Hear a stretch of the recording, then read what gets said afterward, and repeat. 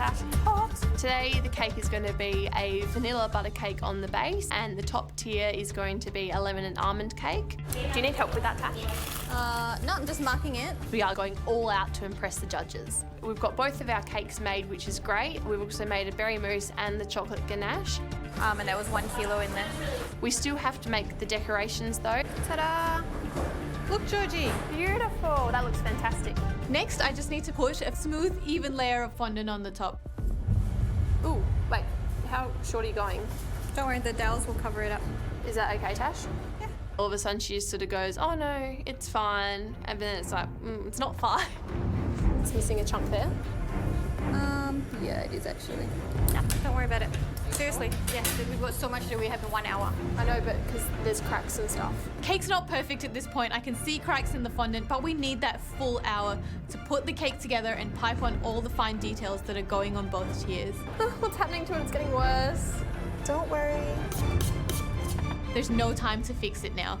Quick, keep moving, keep moving. I'm very pleased with the sponge. It's come down to room temperature and it's nice and firm around the sides. Our cake is a traditional sponge cake. It's going to be filled with lemon curd and fresh raspberries. It's simple, but it'll have tons of flavour. The bottom tier will be quite tall. Before we decorate the final cake, I need to make a white chocolate ganache. The ganache is going to ice the entire cake and is going to form the finish that I'm looking for. I want to whip it into a whipped ganache. I realise I've got my beater up way too high and I've split the cream. The whipped white chocolate ganache is a little bit grainy. I reckon we just stick with cream and do a really nice classic sponge, like as the icing, and make it like rustic.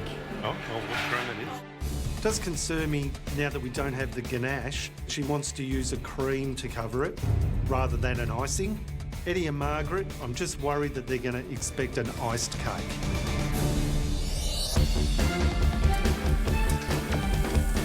Right, listen up. You've got 20 minutes before the mains have to be out. Red wine is there. Chuck that on. Sarah's trying to get a sauce together that has as much flavour as possible. It's going to be an uphill battle to get it out in time. We need to get the roulardes done. I have 40 servings of the roulade and 3 pans in front of me. It is absolute mayhem. Ben. What, Laura? Ben, I need you to taste this puree. I don't know. A bit of lemonade. Lemon. Yeah. Ben. Ben.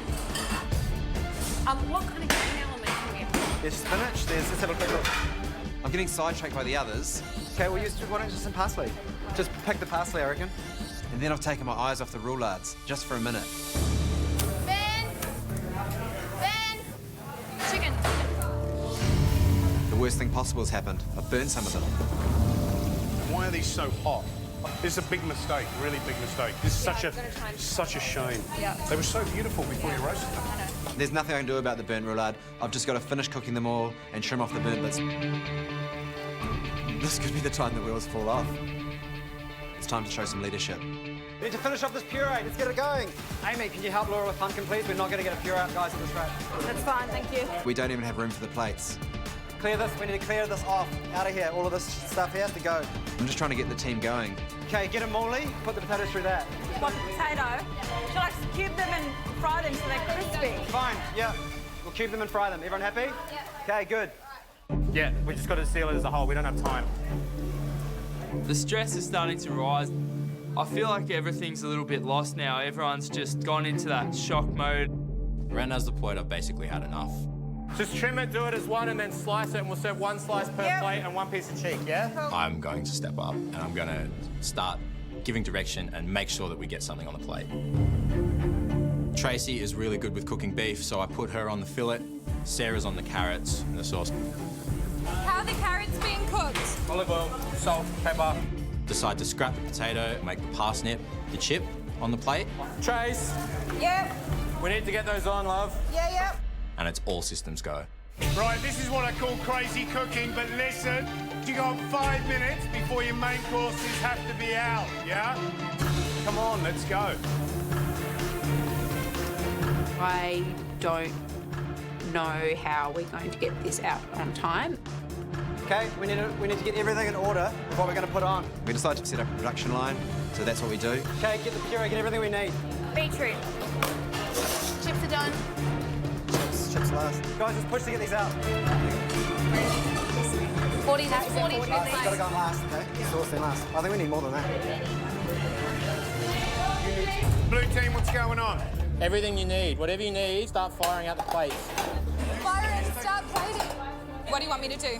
These, how do they go? Yep, just 3 around, yeah. So we've got people everywhere just running around putting different elements on these plates. Little things being missed. It's just mayhem. Right. Looks nice. Well done. Blue team, look at the red team. Yeah, they're serving up.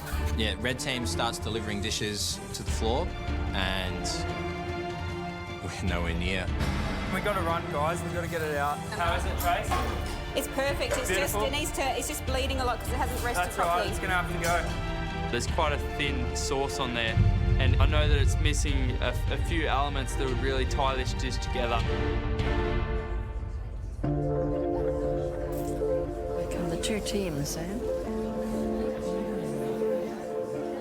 Such interesting food. Beautiful. Well, Ben, we said timing was absolutely crucial in this challenge. You've got your main course up. Well done. Tell us what the dish is. So it's chicken roulade stuffed with pine nuts and sultanas, roast potatoes and beets, and a pumpkin puree.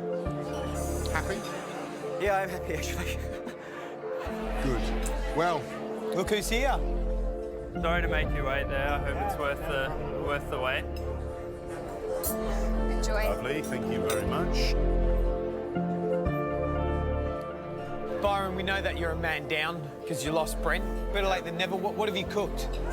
We've done some braised beef cheek with a vinaigrette dressing, eye fillet with a reduction of winter veg, parsnip crisps on top, and we've done that carrot with a glaze. You know, it was just such a rush to get that entree on, and then we lost sight, so... Well, you know what? It all comes down to taste, as we say. Okay, I apologise for the lateness of your meal. I hope you still enjoy it.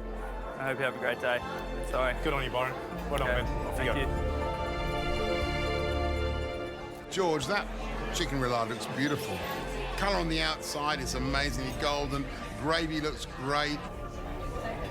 It's on the point, It's isn't dark, it? isn't it? I like it like that, but I wonder what happened down in the kitchen. Let's taste.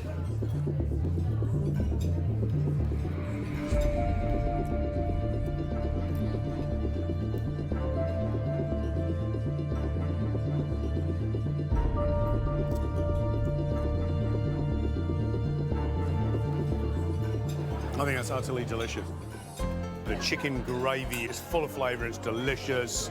The crispy roast potatoes, they are rock and roll, those things. I could just eat a whole bowl of them. The only downside is that chicken. They caramelised that chicken, they went too far. It's just on the edge of being overcooked.